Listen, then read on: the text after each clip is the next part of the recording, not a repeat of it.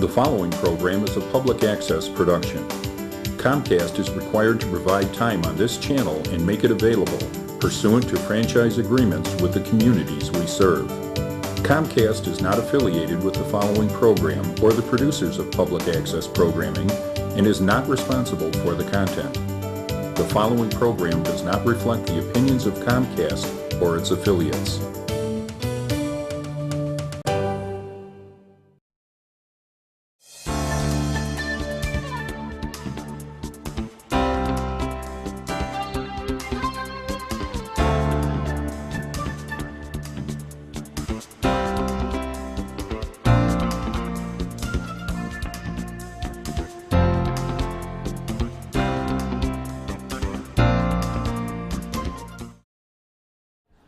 Good evening, everyone, and welcome to the City Council Chambers of Park Ridge. If you've never been here before, we welcome you for the first time.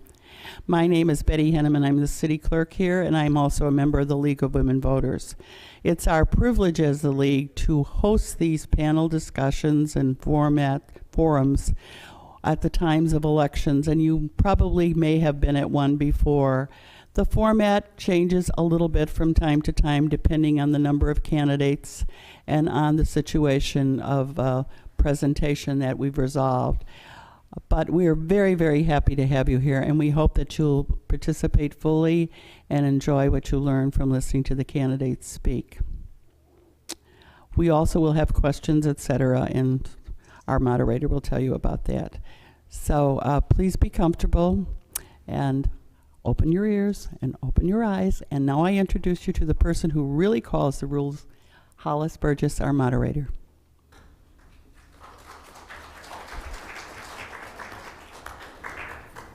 Okay, I'm going to go over the rules for the evening. The League has rules that they've come up with that we believe runs a fair and equitable debate or forum.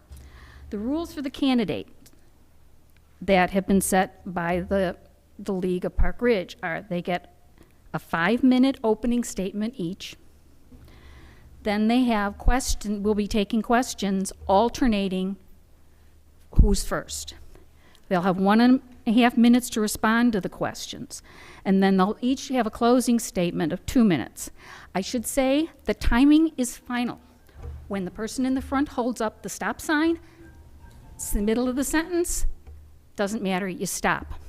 And that we found that that's the fairest way to do it. For the audience, we ask that you not applaud the statements that your candidate is making or that a candidate makes. I'm going to also ask that you people put your cell phones either on vibrate or turn them off, please. Questions submitted by the audience have to be submitted on those white cards that you've been given. If you haven't been given a card, anybody who wants a card and a pencil, just raise your hand and one of the League people will come to you. Questions submitted must apply to both candidates. You cannot ask a question that is particular to one candidate. No questions like, when did you stop beating your husband, wife, any of that. We kind of screen the questions, but we screen them so we can avoid duplication, so we can get in as many questions as possible, not to eliminate ones other than the ones that are directed at one candidate.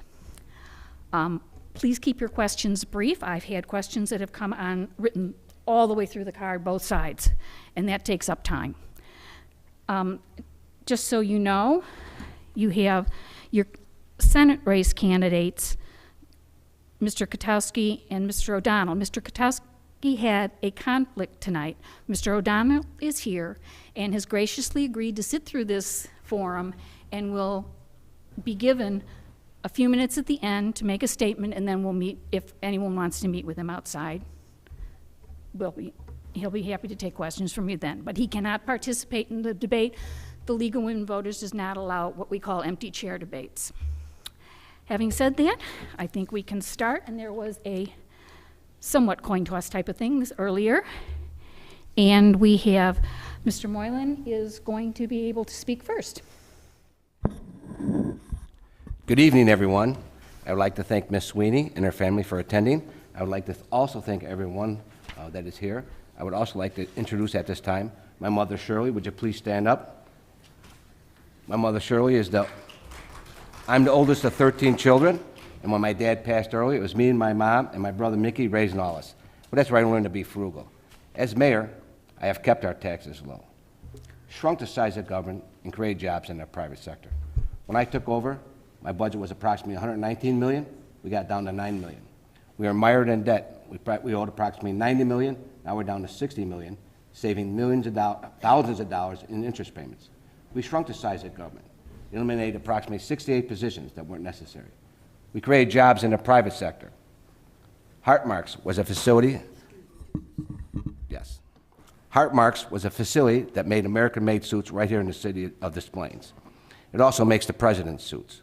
When they are on the verge of closing, myself and other politicians from both parties banded together to save this facility. We also created approximately 1,400 jobs with the casinos. Just last night, we authorized 2 more manufacturing plants in the city of Des Plaines. Everybody's talking about manufacturing, but we're actually doing it. Because of our location, Park Ridge, Des Plaines, and Oak Grove Village, we have a great opportunity. We have planes, trains, and automobiles, access to all the interstates. That's what makes our location in this 55th district very accommodable to accompanying new businesses. When you keep your taxes low, people will come. When you keep your taxes low, businesses have a fixed item that they know that they can count on. That's what I plan to do. That's what I've done. I believe that leadership, having the knowledge and experience to make these tough decisions, our budget, like I said, was over $100 million a year. We had to guide that through troubling times. Everybody understands what's happened in the last years. When our economy was tough, it's difficult to be a legislator, but we feel that we have come through. Thank you, and again, thank everyone for attending. I want to thank the League for hosting this forum tonight, and I want to thank everyone who's come here tonight, because I think it's very important to understand that we have a clear choice ahead of us in this election. Growing up in Park Ridge with my 3 brothers and sister, I had a great role model in my dad. My dad was a no-nonsense guy. He had his own business. He was an entrepreneur. He was a self-made man. He was a patent holder. One of the things I recall hearing my dad say was, if you can't find a job in Chicago, you can't find a job. Wow, how times have changed since then. Now, thanks in large part to our career politicians, we're known for our fiscal mismanagement, our high property taxes and debt, our corruption, and our crushing debt. As my son, Jake, gets ready, and he is off to college now, I wonder if he'll have that opportunity to come back here and get a job in Illinois. And that's why I'm running for state representative. Because I'm not the kind of person who will sit on the sidelines and just watch what I value erode. I want to leave the same opportunity for my children as my parents' generation left for us. When I worked at IBM, we called ourselves a solutions company, and that's because we fix problems. And that's the same kind of thing we need here in Illinois, because we have to tackle the biggest problem that we're at risk at facing, and that's our economic decline. If we want to grow the economy, if we want to save jobs, then we have to get our economy going and create jobs. We have to repeal the crushing 67% property tax hike that was instituted last January. We have to reform workers' compensation so that we're not 150% of our nation's costs for the cost that the typical company incurs. And we have to prevent the state from continuing to shift costs onto already high property taxes. We also need to invest in infrastructure that will support our economic growth. But we're not going to be able to change the direction of the economy if we don't get the state's fiscal finances in order. And that means that we can't keep spending more than we take in. We continue to spend beyond what we have and promise what we can't deliver. We have to reduce our spending by tackling our pension crisis, pursuing further Medicaid reforms, and streamlining our state government to make it more cost-effective. But we can't help the truly needy if our Medicaid system collapses. And state workers can't retire if the pension checks bounce. We can't fund schools and roads and public safety if our state is bankrupt. And we can't just dump the burden onto the property taxpayer. Unfortunately, my opponent has said nothing he will do to save our state from the fiscal crisis. Instead, he and Michael Madigan have spent tens of thousands of dollars on mailers and TV ads that launch false attacks on me to distract the voters' attentions from their lack of real reform issues. In an editorial just last Sunday, the Chicago Tribune called these outrageous mailers the Democrats have been sending out attacking as insulting to voters, that they've been playing on fear to scare the elderly.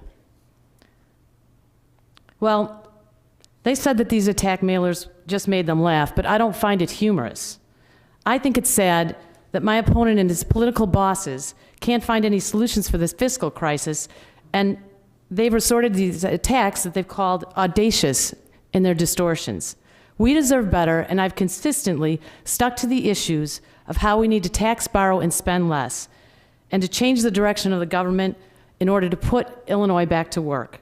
We have a clear choice in this election. We can continue down the failed path of Speaker Michael Madigan and dig our fiscal hole deeper and deeper and continue to pass on the bill to future generations, or we can work together to forge new solutions and bring opportunity back to the state. So whether it was at IBM, finding solutions to complex business problems, or as a mother with the challenges of raising the family, I've always given it my all. And that's what I want to promise to you as state representative. Because despite the huge challenges that we face, if we work for real change and real reform and follow common sense values, then we can do what it takes to get Illinois back on track. Thank you. Thank you. Before I start with the first question, I'd like to remind you, you have white cards.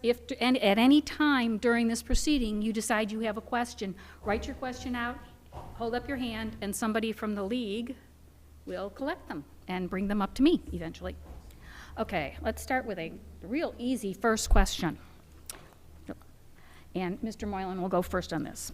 The state's general revenue fund costs for Medicaid are projected to increase by more than 40% from $8.6 billion in fiscal 2012 to $12.1 billion in fiscal 2017. Given this unsustainable growth rate, what are your recommendations for Medicaid reform in a minute and a half? Well, first we have to root out all fraud to help to alleviate the problems in the future. I would be against cutting any benefits. I said it many, many times alone. My mother is here in the room. I wouldn't want to take anything away from her and from any other seniors, especially anything from Social Security. First thing we do is, as you know, we have to make sure that we ensure that everybody's receiving their fair share, not any more than they deserve. I think what we need to enforce is our eligibility requirements. We are paying for so many people to receive our Medicaid benefits that are not eligible, and that's a huge cost to our state. We're one of the more generous states in the country for what we offer for Medicaid requirements, and what we don't want is people from out of state or people moving into our state that are not eligible, that are just costing our state more. I mean, when you consider our debt and what we have to pay, it's something that's got to be addressed first and foremost. I think there is a lot of the root cause of our problem is a lot of fraud and waste. And I think we need to look at that. And we need to preserve what we have in Medicaid to fund those that are truly in need. Thank you.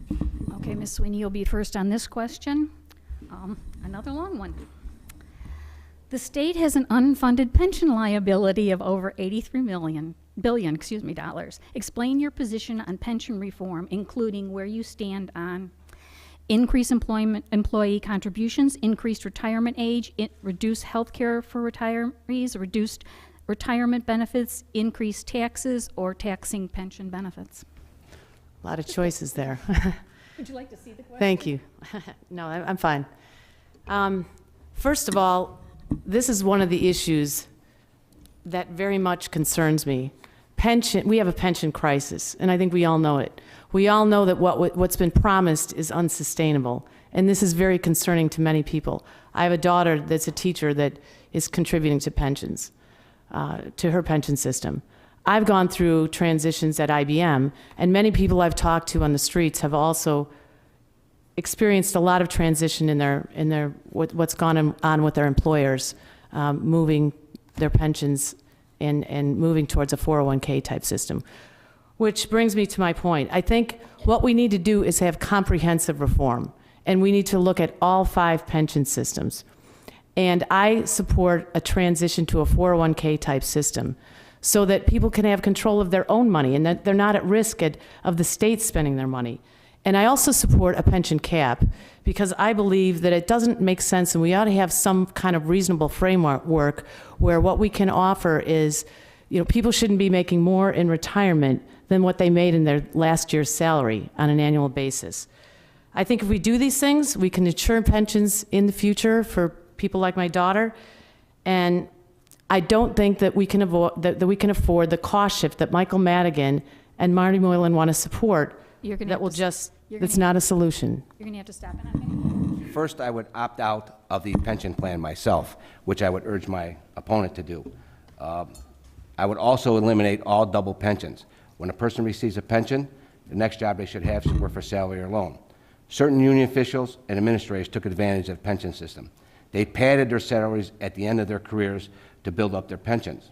I would eliminate any and all, and the legislator has taken certain steps to eliminate those bonuses at the end of their career, and I would urge them to do more. I would also sit in the room with the stakeholders, because I've met and talked to many of the stakeholders. I'm not going to force anything down their throat. I believe that we can sit in a room and negotiate. I believe in collective bargaining. I've done it with our employees, and we've come up with amazing results. Most of them, and I agree, that a lot of the benefits will be decided in a court of law. So I'm not going to say where and when and how we should eliminate. There is room for bargaining on the COLA, and there's room for bargaining on the Medicare part. So I think to sit in a room, like I've done with our employees, come out with a reasonable solution. Thank you. Okay. Mr. Moylan, you're first on this one. Would you support concealed carry legislation?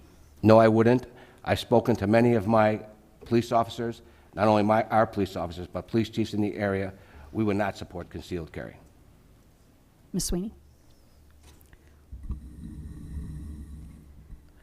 I support the constitutional right of law-abiding citizens to protect themselves, their families, and their property, if properly trained. But let me say, my opponent's campaign has approached this issue, and it has been very disgraceful. They've spent thousands of dollars on mailers lying about my positions and connecting me to guns in schools. I knew campaigns could be tough, but I never thought I'd have to sit down with my 8th grade son and prepare him for the attacks and lies about the vicious attacks that they've made on me. I do not support guns in schools, and I think it's shameful. Okay, Ms. Sweeney, you're first on this question. Will you work to repeal the 67% income tax increase? And they said say yes or no, so I guess they don't want an explanation. They just want a yes or no. Absolutely. Mr. Moylan?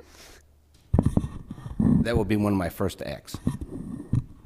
Okay, Mr. Moylan, you're next on this one. We heard today that an Illinois prison was sold to the federal government. What would your position be if the government were to house Guantanamo Bay prisoners there? Well, I would have to, first of all, I would have to get more information and talk to the people that live in the area and see if that would be okay with them. It's a totally different animal when you start housing terrorists in your neighborhood. And I'm sure that everyone in this room would be concerned if that's what the state tried to do to them. I'm sorry. Yeah, that's okay. I'm inclined to say no, but I don't know enough about what the alternatives are and why. Thank you. Okay, now you're first. What is your position on abortion rights? Well, this is a tough issue, and as a mother with a daughter, I've given it a lot of thought. I am pro-life, but I believe that there should be exceptions in the case of rape and incest and life of the mother. I am pro-choice. That was short. Okay. Pardon me, I'm reading the questions up here. This question for both candidates. Can you explain to me in one compound sentence, I think they're checking your education here, why you want and why you believe you are qualified for this job? First of all, I believe that one man can make a difference. When I took office as mayor, they told me that I have to raise taxes. And I said, no, I'm not. All through my career, I learned to be fiscally conservative. Stretching that buck, stretching that dollar. Springfield is broke and broken. Obviously, we need new leadership. Not only is the budget broken, but other aspects. We need pension reform, which I outlined my major goals. As I go door to door, people are talking about taxes and jobs. I believe that I have the experience and knowledge to make those tough decisions. I've proven that we can take a city that was definitely going in the wrong direction and turn it around. Thank you.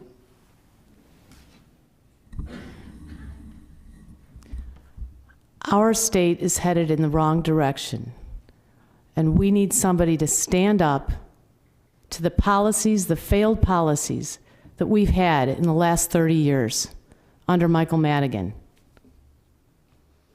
And I'm the person that wants to reform. Marty is not a record of a reformer. He's increased property taxes since he's been alderman in 2007, 22%. Ms. Sweeney, you're next on this question. Illinois has an extreme inequity in educational funding from one district to another because of the heavy reliance on local property taxes to fund education. How would you address this inequity? Ms. Sweeney? Okay.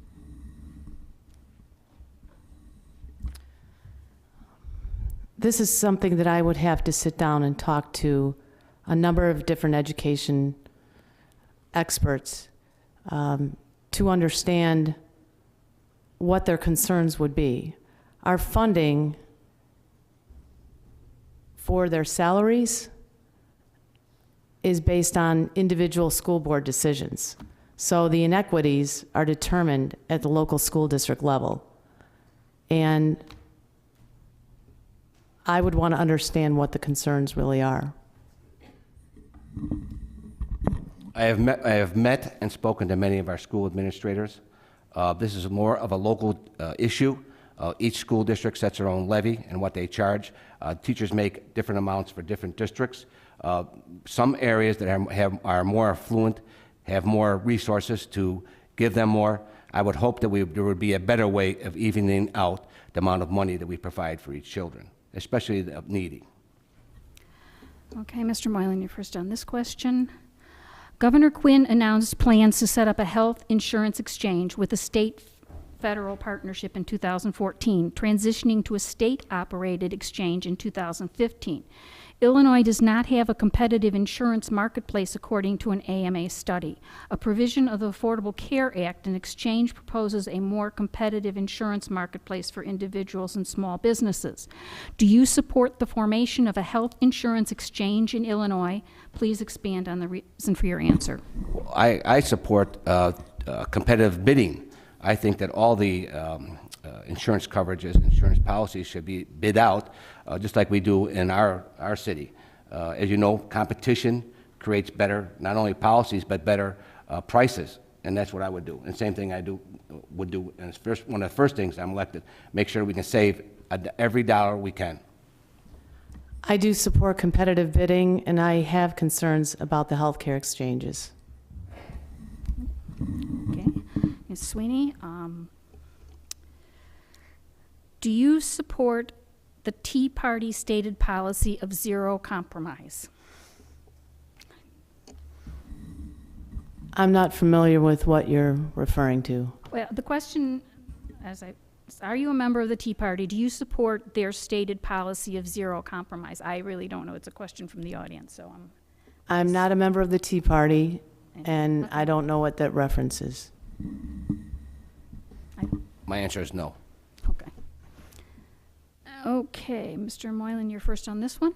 Are you going to follow the vote recommendation / caucus with your respective majority leaders if elected? No, I will vote the interest of the residents of the 55th District.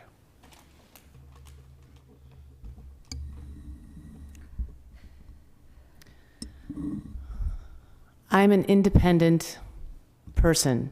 I made it clear when I stepped up to run as a write-in that I will make my own decisions. As for Marty, it would be hard for me to believe that he would not be another vote for whatever Michael Madigan wants, as he typically takes a caucus vote. Ms. Sweeney, we'll start over. What are your views on deputizing local and state police to enforce federal immigration laws?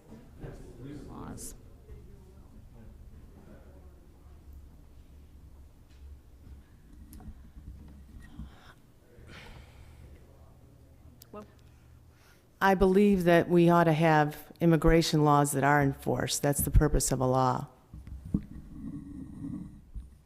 I would not be in favor of deputizing local police or state police to handle federal problems. Okay, Mr. Moylan, you're first on this one. It's on early childhood education. Giving children a chance to attend preschool is one of the best investments we can make to improve our future. Preschool helps young brains develop fully, ensures, editorializing here, helps young brains develop fully, ensures that kindergarten start off ready to learn, and sets them up for a lifetime of success. However, since 2009, cuts to state preschool programs meant that 18,000 fewer children can attend preschool each year. Would you be willing to find the resources necessary for every child in Illinois to have access to voluntary preschool? Yes, I would, and we just, at District 62, just opened a preschool service right in the city of Des Plaines. I was there for the opening and long for the whole process, and I agree that preschoolers need as much help, and I would certainly not only be the main sponsor of a bill, but I would also work both sides of the aisle, because I believe compromise is the way to get your ordinances and laws passed. I believe that people are tired of hearing bickering between the parties, so I believe it's very important that we work together to restore much-needed finances for our children. Yes, I would support that opportunity for all children.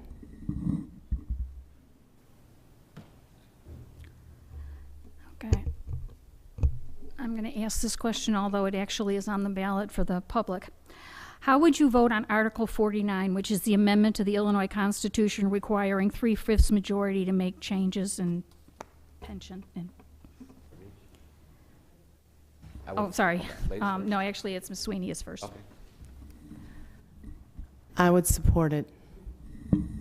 As so would I. Okay.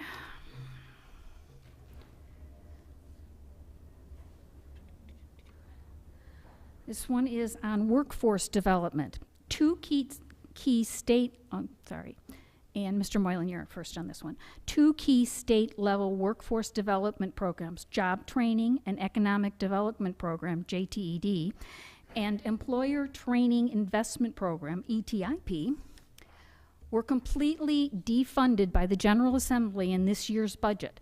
Both programs used a competitive grant process to support workers and small businesses with skills training determined by the needs of industry and the local community. This is a real loss this year, given the fragility of the economic recovery and the sprouting of a new high-tech manufacturing sector in Illinois. If elected, will you commit to finding resources to reestablish important state-level programs like these? Yes, I would, especially since this, in our city, we are trying to promote, everyone talks about manufacturing, well, we are actually doing it. The citizens of Park Ridge are suffering because they don't have any manufacturing or commercial to help with their tax base. I think it's very important to help facilitate as much manufacturing we can and commercial development. We need trained employees to do this work. We have a shortage of training facilities for these employees to learn how to do the basics of manufacturing. As you know, when manufacturing was leaving our country, a lot of the training centers left with them. I believe it's very important that we have training facilities, not only funded, but supported by skilled tradesmen to help teach our young to get back into the market. I would support that. My concern is that the onus has been on a lot of manufacturers to develop their own in-house opportunities and bear the expense of a lot of the training. And I think the more that we can provide, the better to help all manufacturing. Okay, Ms. Sweeney, on this one, the League supports efforts to help offenders who are returning to the community. One proposal is to expand the types of offenses eligible for criminal record sealing so they would not have to reveal their convicted felon status to potential employers. Would you support legislation to expand the types of offenses eligible for criminal record sealing? Okay, I mean, first and foremost, I believe that they should have to reveal their convicted felon status to potential employers, and anything that would risk not having that happen should not be extended. Before making a decision like that, I would have to get more information, and I would make sure that our residents are protected, especially in the workplace. Thank you. Mr. Moylan, you're first on this one. Where do you stand on voter photo ID requirements? I would not be in favor of any restricted form of our potential voters and residents being able to vote. I would support voter ID. Rather than addressing the true state budget problems, tax increases in casinos have been a method used to increase revenue. What is your position on casino-generated revenue? Well, I don't support additional casinos in Illinois. I think what we want to ensure is that we don't cannibalize existing businesses and hurt them going forward. Des Plaines in Rivers Casino has an obligation to pay $10 million a year to the state. And any kind of increase in gaming with other casinos opening up would surely affect them. And I don't believe, that we need to have more gaming in Illinois. However, I would support slots at Arlington because I think there's a long-standing business there, and gaming is already existing at Arlington. I am against the current bill that's in the legislature that was vetoed by the governor. It's a 360-page bill. It was given to the legislators and asked to vote on in one night. We had our team of lobbyists going through the bill. We are against slots at the tracks. Not only is Arlington would be a problem for us, but also Maywood, which is also close in the proximity. Also, there may be expansion. We would consider expansion in Chicago, Rockford, the northern suburbs, southern suburbs, but we are very cautious about the expansion of slots at the tracks.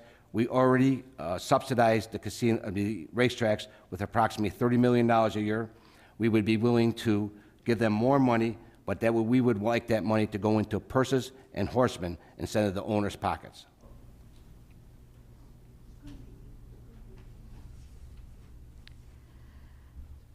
Okay. While in office, Rosemary Mulligan introduced the ERA. Would you support the Equal Rights Amendment repeat? If it were would you support it? Oh, I'm sorry, Mr. Moylan, you're first. If you were reintroduced, I guess. Yes, I would. Sweeney? I'd have to look at it. Okay. Ms. Sweeney, you're first on this one. Do you agree with the legislator, no offense, hard to read it, legislation trying to abolish township government?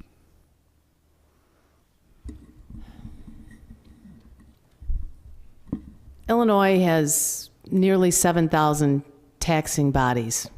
The next nearest state has 2,000 less than that. It's Pennsylvania. So when you look at what we have in terms of redundancy, there's got to be room for improvement. So I can't just directly say on any particular township. It would have to be something that we look at, but I got to believe that there's room for us to consolidate. No, I wouldn't. As a mayor of the city of Des Plaines, and I'm sure the Park Ridge would not like to take any additional burdens on our residents. Our taxpayers are hit hard enough to take over the township government. It's additional miles, miles of roads to repair, additional people to assist. Our police officers are stretched right now, and I'm sure that Park Ridge residents are stretched right now.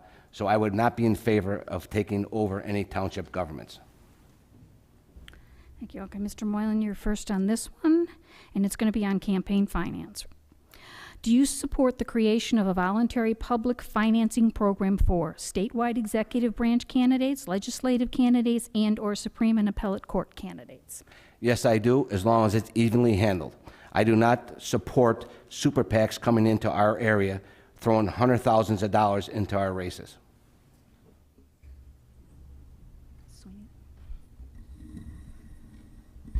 Super PACs are illegal and cannot fund these state races. I just want to make a clarification on that. I think that there's room for looking at fair campaign finance reform. And I think we need to look at making it reasonable, and there's a lot of room for improvement. Okay, Ms. Sweeney, you're first on this one. Please explain why you do or do not support government regulations to enforce strong clean air and clean water standards in Illinois. I would never not support clean air standards in Illinois. Yes, I support all initiatives to make sure our air is clean and our water is safe.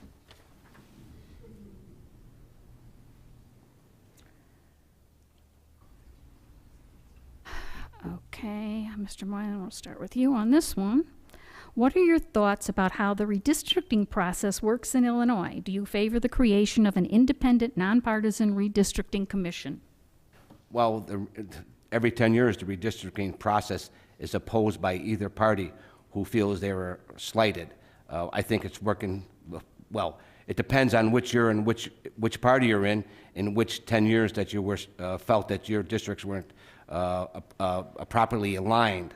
I am in favor of keeping it the way it is. It's a court decision, and I would not oppose it. Every year, the party that feels they were slighted files a lawsuit, and it's always upheld in court. Well, many of us are not happy with the redistricting that just took place because we divided our communities in half.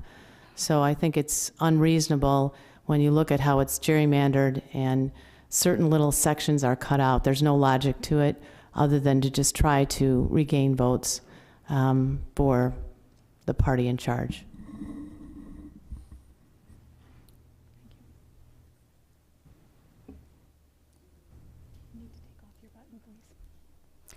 Okay, I'm going to, unless I see any questions coming, okay, then we'll go to this question, and then that question, and then we'll go to wrap up. And we start with Ms. Sweeney on this one. The General Assembly created the Election Day Voter Registration Commission in 2007. The commission issued a report in 2008 recommending that Illinois adopt legislation permitting election day registration. Would you support or oppose legislation permitting election day registration? Please give the reasons for your position. Tongue twister.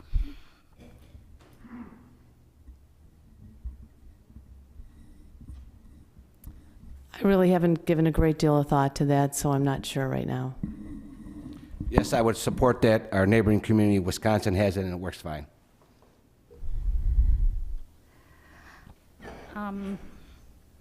Was this the question from the person out there? I'm going to ask it again, although it's already been answered. And Mr. Moylan, you'll be going first on this one. Would you be, this one states, would you be for or against veterans being allowed to conceal carry? Well, first I would have to see the studies that support for it or against it to make a intelligent decision. Okay, Ms. Sweeney? I believe that veterans should be allowed. What I'm going to do is ask for the final statements by the two candidates here. Give your Senate candidate a couple of minutes to speak, and whoever asks this last question can meet individually with these people, okay? Ms. Sweeney, you get to go first this time in making your closing statements, and you have 2 minutes. Do you want to stand up here Oh, since I'm done? Oh, okay. First, I want to thank the League of Women Voters and the City of Park Ridge for hosting the forum, and I appreciate the opportunity to talk about the important issues of this campaign. I believe that nights like this are very important for voters because the district has a clear choice, and I believe that I've made the differences between myself and my opponent very clear. If you think Illinois is on the right track and we should continue business as usual, vote for my opponent. If you believe we need to change direction of the state, then vote for me. If you want to vote for a candidate with a clear record of higher taxes and increased spending, then vote for my opponent. If you believe that we need to stop the cycle of overtaxing, overborrowing, and overspending, then vote for me. If you want to vote for a candidate who bases his campaign on misleading personal smear attacks, then vote for my opponent. But if you believe the campaign should be based on facts and offer real solutions to restore opportunity in our state, then vote for me. If you want to vote for a candidate who will take his marching orders from Michael Madigan, Pat Quinn, and the rest of the career politicians who have been responsible for creating the mess we're in now, then vote for my opponent. But if you want to vote for a candidate with an independent mind who will work tirelessly to find solutions to put Illinois back to work, then I am your girl. And my dad used to say, when the going gets tough, the tough get going. And that's the way I feel about our state right now. I'm not a quitter. I don't think you are either. And despite the huge challenges that we face as a state, if we want to have real change, real form, and follow our common sense values, then we can do what it takes to restore opportunity in Illinois. Thank you.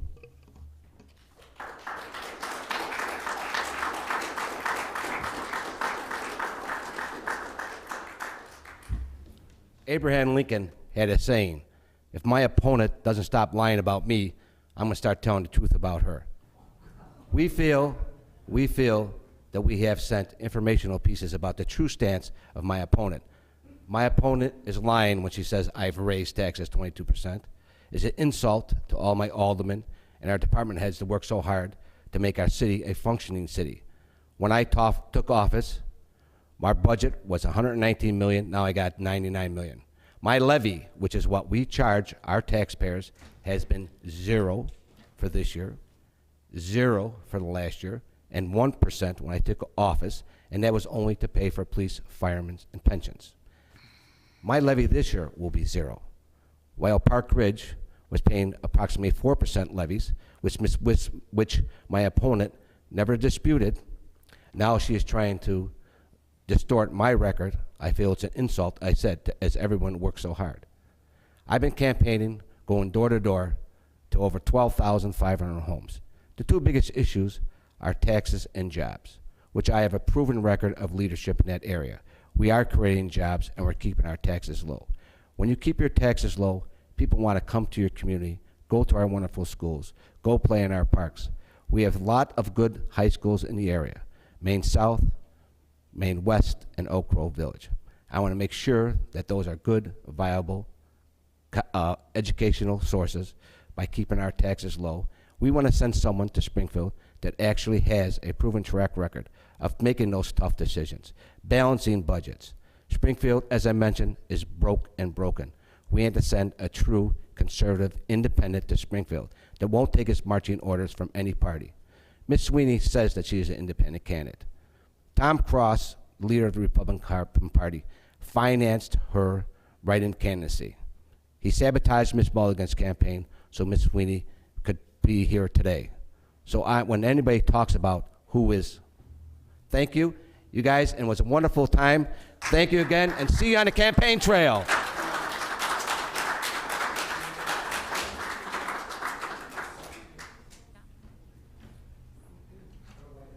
Can you hear me? Yeah, okay, good. I'd like to thank all of you for being here, but I especially would like to thank the League of Women Voters for affording me this opportunity. I thought it was very thoughtful and very fair of them to allow that. Just a little personal background. I'm a longtime resident here at Park Ridge. My family moved to Park Ridge in 1965. I graduated from Maine South High School in 1968. And other than the 4 years that I was away at the University of Notre Dame, I've been here ever since. I've been married to my wonderful wife, Martha. It'll be 39 years by the time the election rolls around. And I have 2 wonderful kids that are also went through Maine South High School and are now in the working world, paying taxes, and they're really good kids. As far as my political aspirations go here, I tell people I am not a career politician. I'm a career small business guy. I work in a company where we actually make stuff, hire people, and unlike the state of Illinois, we balance our budget every single year because I'm the chief financial officer. And I think that we don't have people like me in the General Assembly, and I think that's one of the reasons we have such a big mess, and that's why I decided to run. And I'd be happy to take your questions outside the chamber. Thank you very much.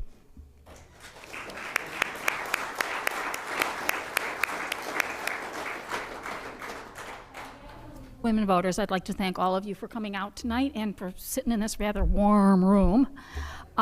If you have interest in other forums, other candidates, please check the League website. It's lwval.org. We have a list of all of the forums that are going around the state in different districts. So Senate districts, whatever, you may be able to find something you're interested there. If not, you can always join us too, and then you can get in on the ground floor and be able to stand up here and do this. So I want to thank the candidates for coming out tonight, and for spending their time, and they're available to talk.